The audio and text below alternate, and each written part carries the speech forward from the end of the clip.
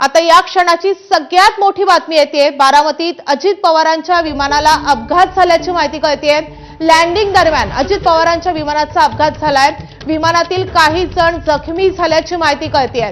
तर बारामतीमध्ये आज सभा आहे। दिवसभर अजित पवारांच्या 4 सभा होणार आहेत। जिल्हा परिषद पंचायत समितीच्या निवडणुकीच्या प्रचारासाठी अजित पवार आज बारामतीमध्ये दिवसभर असणार होते आणि आता असं कळतंय की बारामतीत अजित पवारांच्या विमानाला अपघात झालेला आहे।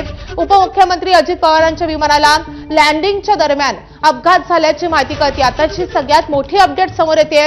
अजित पवार यांच्या विमानाचा अपघात झालेला आहे। विमानातील काही जण जखमी झाल्याची माहिती कळते। आता या जखमींमध्ये नेमका कुणाचा समावेश आहे हे कळू शकलेलं नाहीये। मात्र विमानात त्यावेळी अजित पवार, त्यांचे सुरक्षा रक्षक आणि वैमानिक असल्याची माहिती कळते। तर बारामतीमधून ही सगळ्यात मोठी बातमी कळते। उपमुख्यमंत्री अजित पवार यांच्या विमानाचा अपघात झालेला आहे। लँडिंगच्या वेळी हा अपघात झाल्याची माहिती कळते।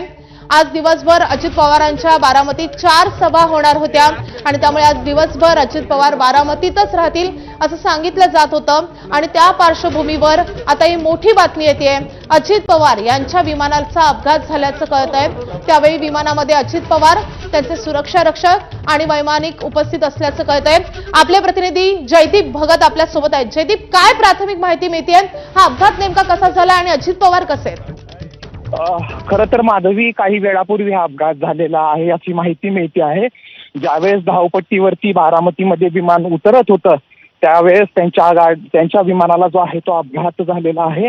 त्यामध्ये उपमुख्यमंत्री अजित पवार, त्यांचे सुरक्षा रक्षक आणि वैमानिक होते।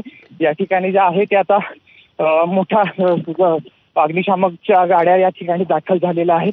खरं तर उपमुख्यमंत्री अजित पवार यांचे जे आहे ते आज बारामतीमध्ये 4 ठिकाणी सभा होत्या आणि नियोजित होत्या आणि त्यासाठी उपमुख्यमंत्री अजित पवार जे आहेत ते मुंबईवरून बारामतीला येत होते आणि येताना जो आहे तो बहुधा विमान लँड होताना जो आहे तो अपघात झालेला आहे। आणि त्याच्यामध्ये अजित पवार यांचा बारामतीमधल्या मीरा वागत असेल, इपणदरे असेल, करंजे पूल आणि सुपा या ठिकाणी ज्या आहे त्या सभा होत्या। त्यासाठी उपमुख्यमंत्री अजित पवार या ठिकाणी येत होते आणि गाडी या ठिकाणी जो आहे तो त्यांचा लँडिंग होताना अपघात झाल्याची आहे ती प्राथमिक माहिती आहे। त्या ठिकाणी जे आहे ते मोठ्या प्रमाणात आता अग्निशमन दलाच्या गाड्या असतील या ठिकाणी पोहोचत आहेत। त्याच्यामुळे आता विमानतळाच्या ज्यावेळेस मुंबईवरून निघाल्यानंतर या ठिकाणी ज्यावेळेस विमान लँड होत होतं त्यांच्या गाडीला त्यावेळेस अपघात झालेला आहे। विमानाला अपघात झालेला आहे। या ठिकाणी आता अजित पवारांची प्रकृती कशी आहे याबाबत अद्यापपर्यंत माहिती मिळाली नाही। मात्र त्यांच्या विमानाला जो आहे तो अपघात झालेला आहे। धावपट्टीला लागताना धावपट्टीवरून विमान जे आहे ते बाजूला गेलं असं जे आहे ते प्राथमिक सांगण्यात येते। अद्यापपर्यंत कुठलीही अधिकृत माहिती मिळालेली नाहीये। मात्र या ठिकाणी जे आहे ते उपमुख्यमंत्री अजित पवारांचं विमान अपघात झाल्याचं एवढीच आतापर्यंत माहिती आहे। जयदीप, हे विमान नेमकं कुठे अपघातग्रस्त झालेलं आहे आणि त्यावेळी विमानामध्ये नेमके कोण कोण होतं? खरं तर हे विमान जे आहे ते धावपट्टीला लागताना ज्यावेळेस गोजूबाबी, बारामती तालुक्यातलं गोजूबाबी ज्या ठिकाणी विमानतळ आहे त्या ठिकाणी विमान उतरत असताना हा अपघात झालेला आहे।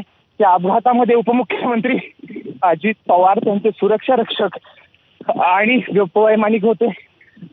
आता नेमकं कुणाची प्रकृती कशी अद्यापर्यंत पण अजित पवारांच्या या ठिकाणी जे आहे ते आपण अवघ्या काही वेळामध्ये त्या ठिकाणी पोहोचतो आहेत।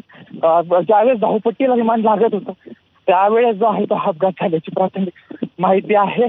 आणि आता या ठिकाणी जे आहे ते विमानतळावरती अग्निशामक दलाच्या गाड्या पोहोचलेल्या आहेत। वेगवेगळ्या ज्या आहेत वेगवेगळ्या खात्याचे अधिकारी पोहोचलेले आहेत आणि या ठिकाणी जे आहे ते अवघ्या काही वेळामध्ये नेमके काय झाले समजू शकेल। आता आपण त्या ठिकाणी पोहोचतो आहोत आणि त्यानंतर ज्या नेमकं काय आहे कुठल्या अधिकृत, कारण आता सध्यापर्यंत कुठल्याही प्रशासनाशी बोलणं होत नाही। अधिकाऱ्यांचे फोन जे आहेत ते व्यस्त असल्यामुळं नेमकं काय झालंय सांगू शकलं नाही। परंतु जोपर्यंत जी माहिती मिळते उपमुख्यमंत्री अजित पवारांच्या